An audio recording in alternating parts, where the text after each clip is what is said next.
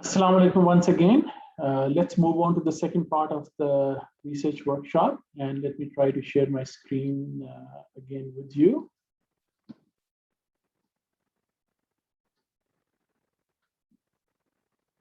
So the second part of the workshop pertains to writing a good scientific paper. And here's an outline of what we're going to discuss in the next 20 minutes or so. The key here is trying to get a good scientific paper written and published. We will talk about the attributes of a good scientific paper, the specific components that go into writing a paper like that, things you need to do and be cognizant of before you start, some general guidelines, and then some specific tips and pointers. A word about anticipating reviewer comments and critique. And once you have submitted, what can we expect after that? And once again, we will focus on clinical papers, not basic science papers.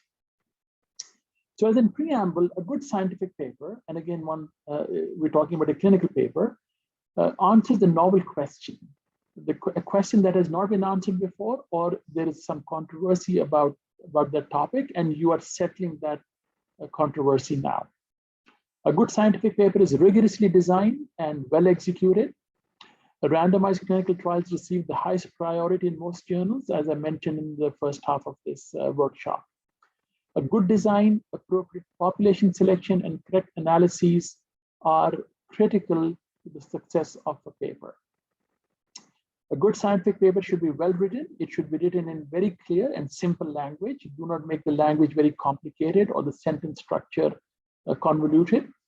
There should be no spelling, grammar, or sentence structure mistakes. A good paper follows a logical sequence, so all sections follow a clear and logical progression of ideas and results and discussion. It also adheres to ethical and regulatory guidelines. You should have IRB approvals prior to starting your project, definitely before you submit your paper. If patients have been prospectively recruited, you should have patient consent. And if it is a clinical trial, you should have listed the clinical trial in an international database before you recruited the first patient. Otherwise, none of the high impact journals will even consider your paper for publication.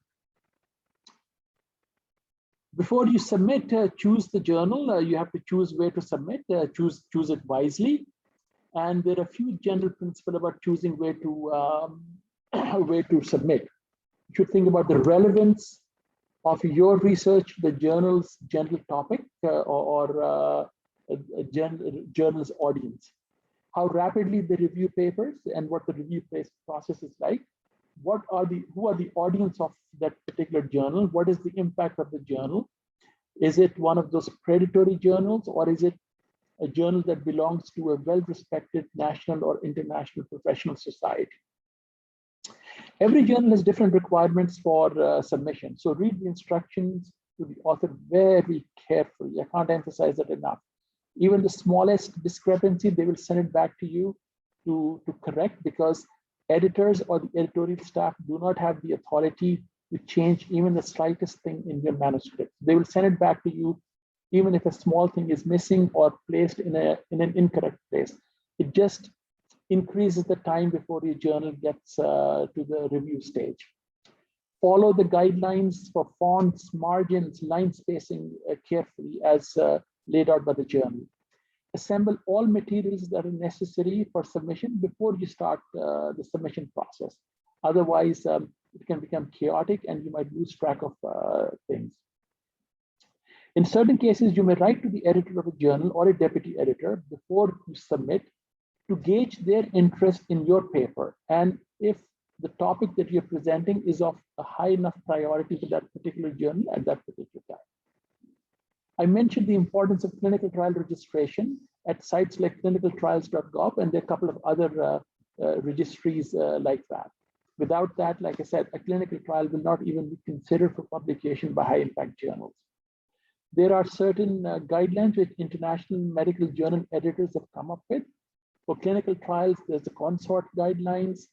For other types of studies, there are other guidelines which we'll briefly touch upon, but not go into the details of. So read them carefully and follow them before you write your paper and submit it.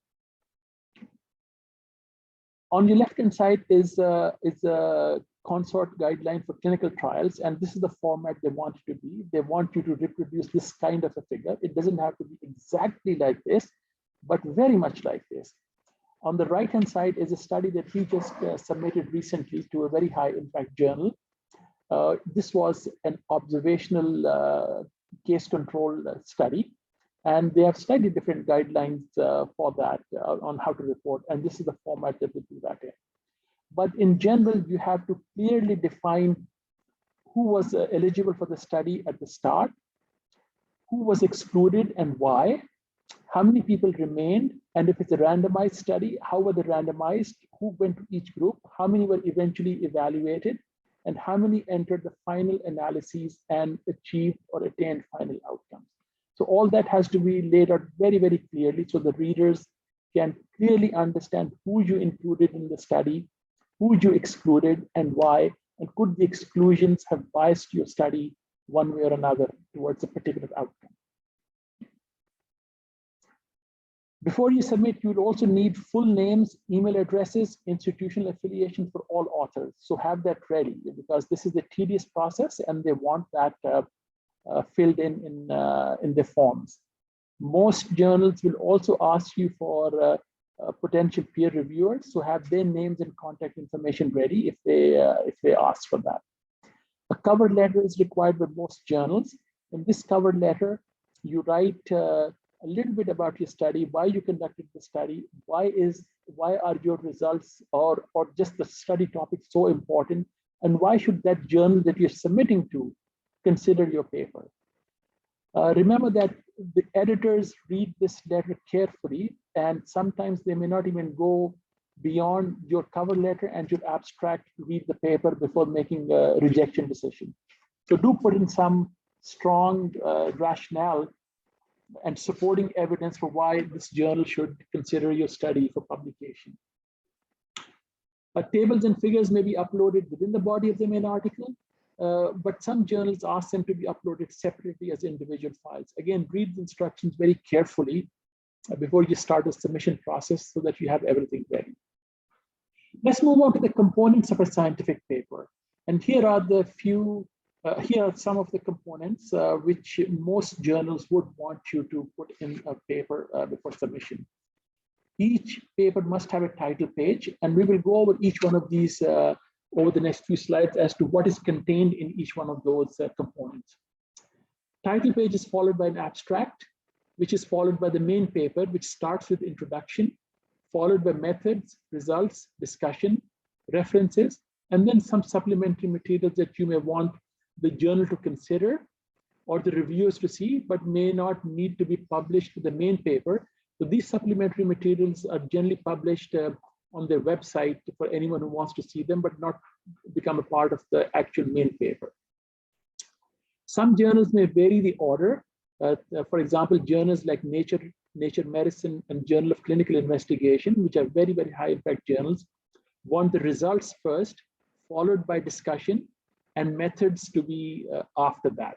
But I think 90% of the journals or 95% of the journals want the methods before the results and discussion. The title page should contain a few pieces of information that are mandatory. It should have a title. And my suggestion about the title is that choose a catchy title that accurately reflects a major message from your study. Many journals have character or word limits for the title, so be careful and cognizant of that. The title page should have all the author's information, their full names. Some ask for the academic degrees, some don't, but the affiliations are critical. You need to write down which institution every author is affiliated with. Word count, number of tables and figures are not critical, but are good to put in there. But funding, who funded the study, what was the role of the funding agency, disclosures of conflict of interest and acknowledgements are absolutely important. And most journals would also ask for an authorship statement, meaning what did each author contribute to this specific paper, and you have to justify inclusion of those authors. The first part of the exercise is abstract. And remember, most readers, if your paper gets accepted, will read only your abstract. Very few people will actually go and read your whole paper. So make sure your abstract contains the key messages that you want everyone to know. You have to know the journal's requirement, whether they want a structured or a non-structured abstract. I'll give you an example of both on the next slide. Word count is critical in the abstract. There are very strict word count limits. Generally, it's about 250 words. Some journals have a higher word count limit, some journals lower, but 250 seems to be the predominant one. And as I said, make sure your most important result and message is in your abstract. Not every message that you have in your study results need to be in the abstract. So choose carefully. If you have multiple important messages, you have to rank order them and pick out the most important one that you want everyone to know, without which your study you think would not be adequately represented. That is the message you want to put in there. There should be enough information on methods and the study population. And like I said, remember, most people will only read your abstract. That is even true for editors. If the abstract does not contain eye-catching, important, well-written information, the editors may just reject after reading your abstract and not even read your paper, let alone send it for peer review. Here are two examples of abstracts. On your left-hand side from the journal Hepatology is an unstructured abstract, meaning it is a free-flowing text and information, is not divided into subheadings. We published this paper about 5 years ago in Hepatology. On the right-hand side is a recent paper we published in the Annals of Internal Medicine, which requires a very highly structured abstract with multiple headings and subheadings. So you have to give background, objective, design, setting, participants, intervention, measurements, and results, and limitation and conclusion. So they have a higher word limit as well, but they want a very, very structured abstract. So the way you write that would depend on which journal you choose to submit it to. With the after the abstract is where the actual main paper begins. So first part of your main paper is what we call the introduction. Most journals do not require you to write the heading introduction. You just start after the abstract with the text. The first paragraph should be about background and significance of your work and what were the previous gaps in knowledge about the topic that you've chosen. If there was an a priori hypothesis or specific objectives, you list them out here. Remember, introduction is not meant to be a comprehensive review of the subject. It is basically only there to set the stage for your main paper. So you put in briefly what is known, what is controversial, and why you did that study. Just to set the stage, not to give an exhaustive didactic review of the topic. So it should be perhaps a 1 page, 300 to 500 words, maybe a little more, a little less than that. But again, a very concise section. This is followed by the methods part. This is where you describe the science of what you did. You describe the design of the study, whether it was retrospective, prospective, randomized clinical trial, cohort study, case control study, whatever you did, what the design of the study was, where you conducted the study, that goes to the setting part, who you included and excluded, what were the criteria for that, where did you gather the data from, what interventions you carried on, what were the outcomes of interest, both primary, secondary, and tertiary if you have them. If you did any randomization or blinding, you have to tell them exactly what you did and how you did that with enough details for people to understand. And then you need to give a section on statistical methods. What kind of statistics did you use? And justify their appropriateness. You have to define them in enough detail for the people, for the readers to understand exactly what you did. Good journals, high impact journals will always ask about missing data, particularly for observational studies, because missing data can really bias a study result into one direction or another. So how much missing data you observe and how you handle that needs to be described in your methods. The methods part is followed by the results section. This is where you actually describe what you found. And the way I structured, and most authors structure the results part, is you start with the baseline characteristics of the study population in the first paragraph. And you give some descriptive data. So for example, if you have 1,000 patients, you give them mean age or median age, You give the gender distribution, you give the baseline characteristic in terms of comorbidities or other characteristics of this population. You can also give a comparison of two groups. If there were two groups that you compared, and give p-values of the comparison for the baseline characteristics. This is followed by your primary outcome result. So the second table or third table should be what was your primary outcome of interest, and however you define that, whether you're giving incident rates or whether you're giving risk factors and so on and so forth, or a particular outcome like death or disease, etc., needs to be put out here. This is followed by all the other main results that you found, both adjusted and unadjusted. So this could have risk factors for the outcome of interest, or the hazards ratios, or the odds ratios, etc. So these are the additional, more sophisticated analyses to explain some of your primary analysis or give other additional results that you found. These are, once you've done that, then you can give some subgroup analysis. So for example, if you break it down by age or gender or by presence or absence of comorbidity with certain conditions, then you can also do sensitivity analysis. In other words, including and excluding certain populations based on the study, question and design, etc. For all those results, when you're doing comparisons, you need to give significance levels. And if you are giving things like hazards ratios or odds ratios, or associations, you have to give the spread in terms of 95% confidence intervals.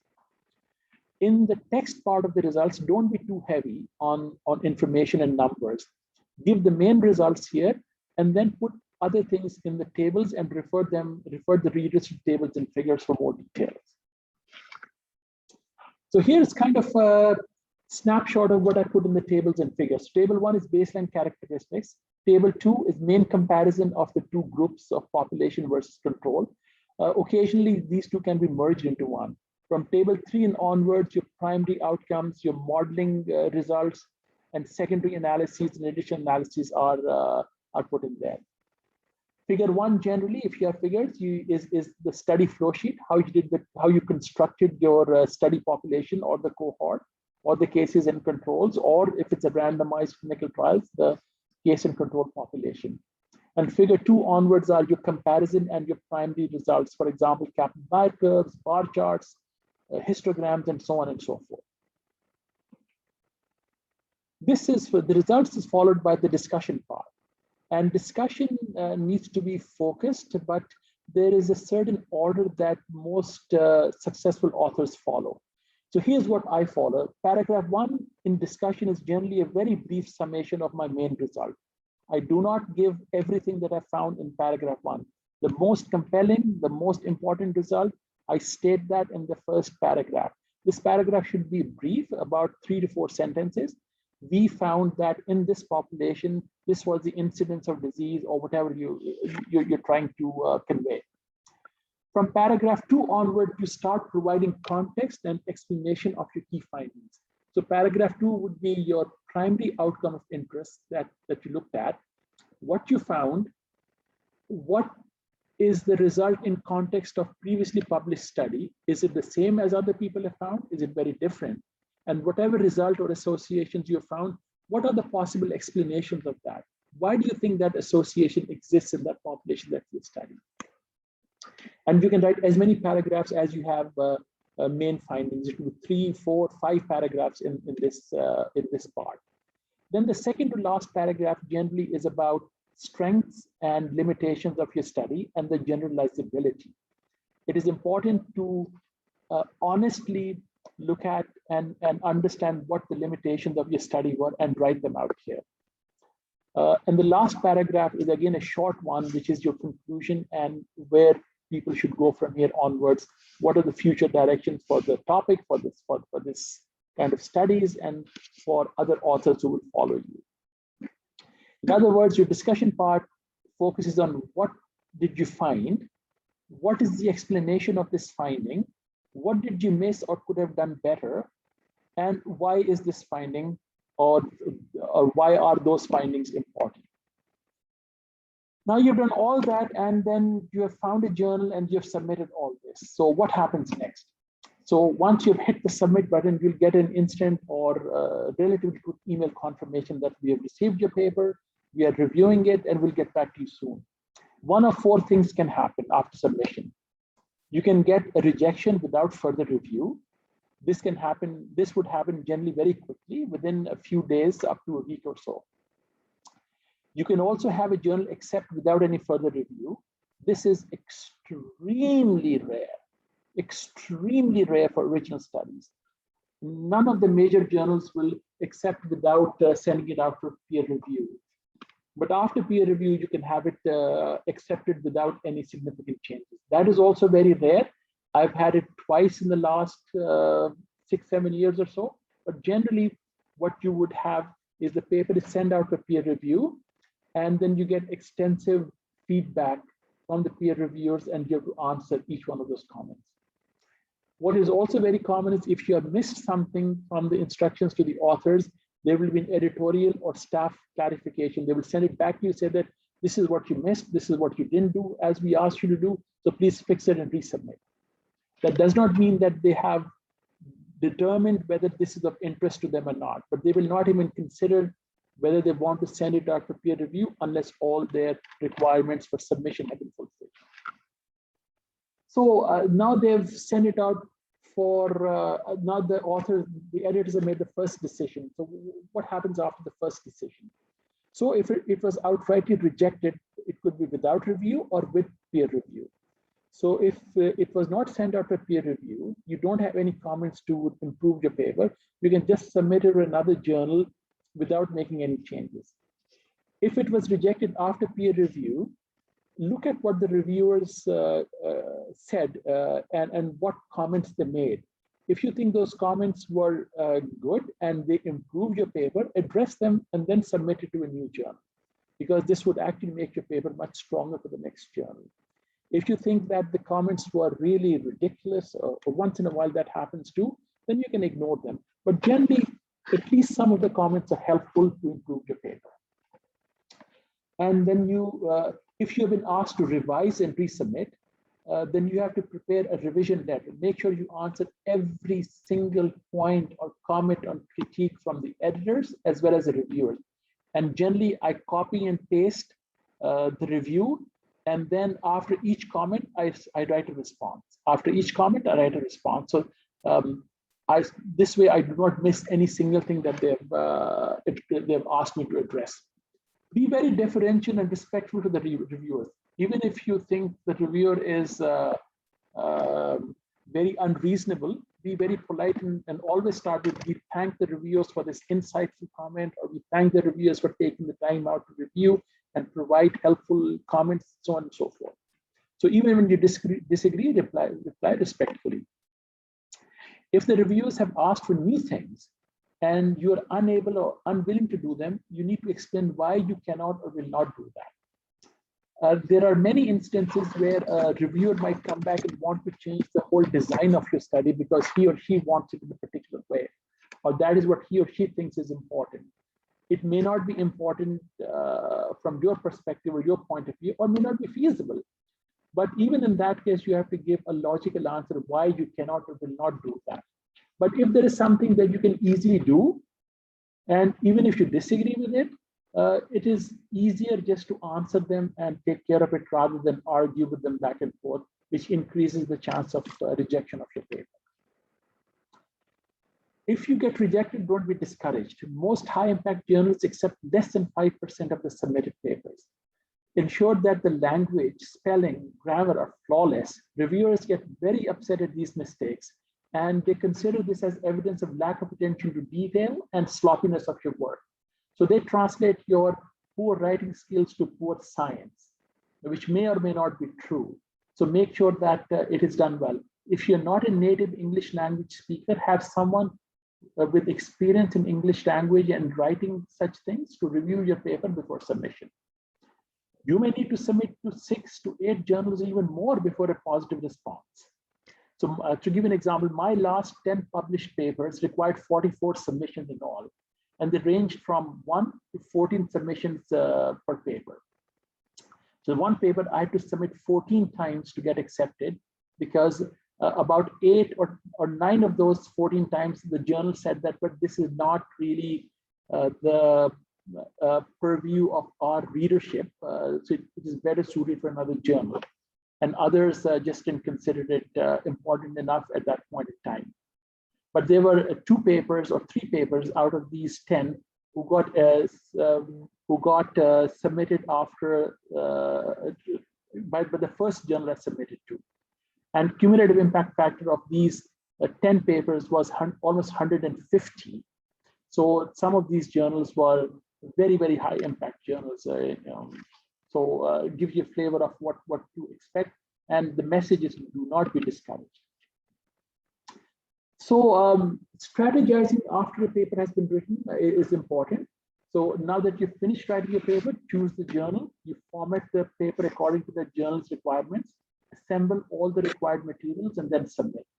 And then if it gets rejected, you repeat all these steps as often as needed and as per the guidance that I gave you in the last few slides. So in summary, a good paper requires a lot of work, a lot of thoughtfulness and collaboration. It answers novel questions. You should choose questions of importance, not just to yourself, but to your patients, your surroundings, your region, your country, etc. Choose very rigorous methodology and pay great attention to detail. Make sure that all ethical and regulatory requirements have been adhered to, even before you start the study, let alone writing of the paper. And believe me, persistence pays off. You have to be in the game for the long haul and not be discouraged by rejections from some journals. So again, I'll stop here and open the workshop for questions and discussions. If you have specific questions about your papers or about papers in general, we'll be happy to discuss them out.